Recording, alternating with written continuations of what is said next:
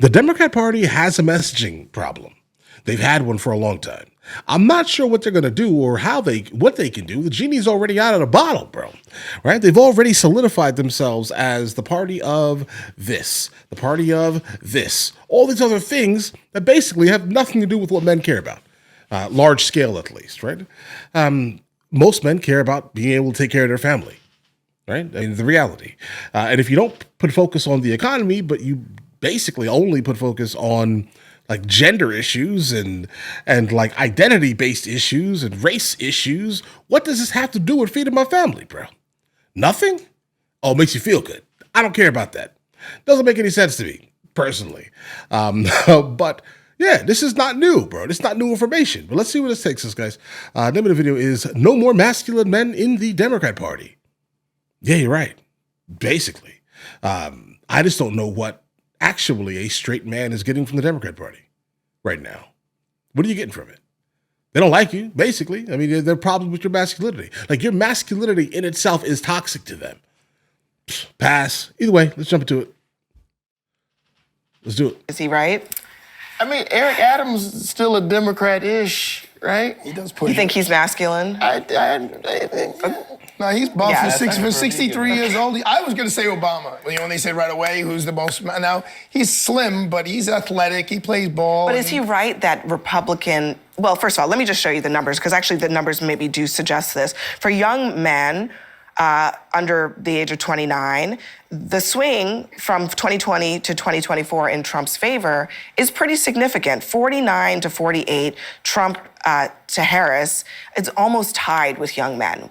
Trump did very well with young people relative to what he normally does. There's something going on here. No, and I mean, this was why, you know, Joe Rogan was so influential in this campaign. Joe Rogan has an audience mostly of young men. There was this whole big drama about whether Kamala Harris was going to give an interview to him, wound up not doing it. I think is probably a mistake, although it probably didn't affect the outcome of the election. No, because they were going to vote for her anyway. But at least she could have made it look like she actually cared about speaking to men. She doesn't. And no one in her party basically does. This is like, look at all the hosts of CNN currently. You'll kind of understand what they're trying to promote almost exclusively.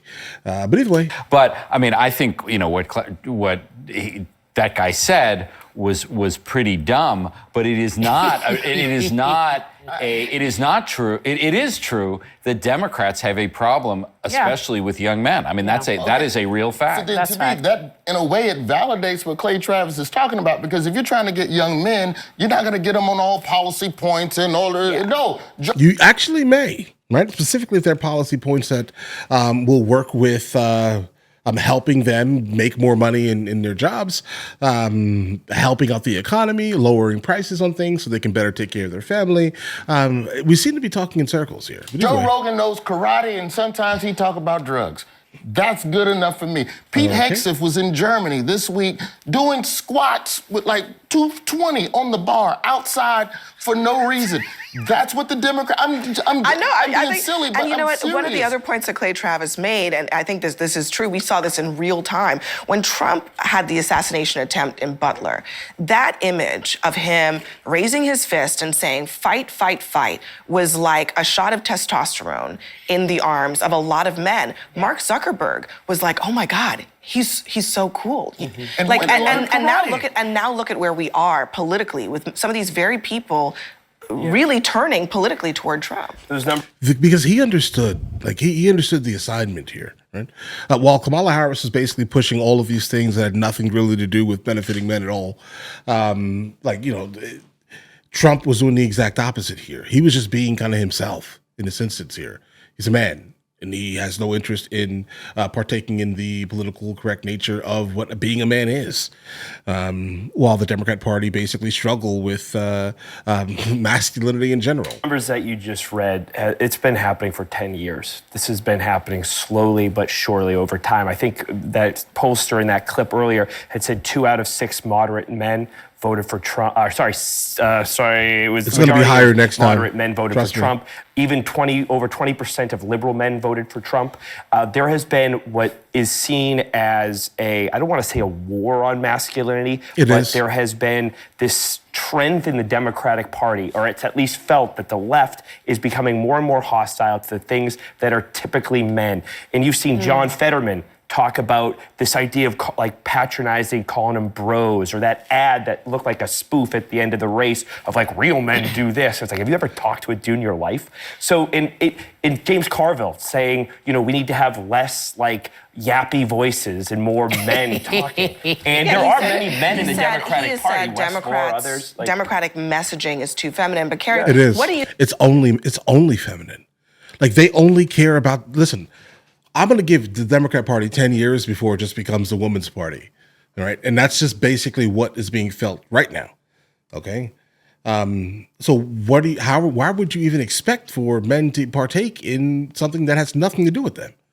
Right. I mean, if it's being felt right now, imagine what it's going to be in 10 years. All right. In the Democratic Party, West Moore, others. Democratic messaging is too feminine. But Carrie, what do you think is the masculinity that they are attracted to in Trump? I'm laughing because no disrespect to you lovely men on this panel. We do have but you men are something. You men are something. And I can see the appeal of Donald Trump being a very strong masculine man, and I can see him winning over men, because I do agree the Democratic Party for all intent and purpose felt like a place for the others, and they tried to take on every issue that the Republicans didn't want. If you want to talk about trans, come here. If you want to talk about LGBTQIA, come here. If you want to talk about men and women, in sports, come here. There were all of these things that I felt men wanted to say felt emasculating. It felt like 100%. None of this stuff has anything to do with us, bro. Not at all. Like straight men. What does any of that have to do with us? Not a single thing. Then pass. You did it to yourselves. I'm not with that. I don't believe in that. And I'm going to go over here because they're saying what I'm thinking. And the abortion issue played a role in that. I mean, It did. they did Large a way. political calculation. Large. And I think no one cared that about was gonna abortion. Be the big thing. You will be very surprised, okay? A lot of men, for example, would like to have a say if their child is going to be removed off the earth or not. Okay. Is he right? Guys, all right. No, listen. I'm not sure. I'm not sure they said anything here. And I'm also not sure they even are like self-aware enough to kind of know even how to handle a situation like this, because I don't think they care. Right? They're completely fine with living in their moral superiority.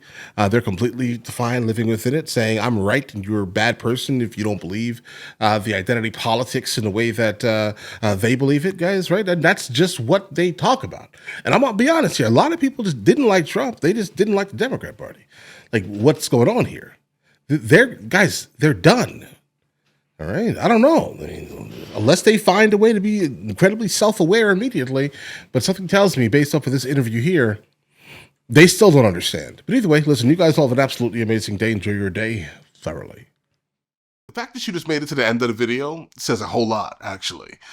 We have a couple other channels. MrLboyd Music, MrLboyd Movie Reacts, along with MrLboyd Discusses, where I just generally speak about the things that specifically matter to me. But in the meantime, I'll catch you guys later.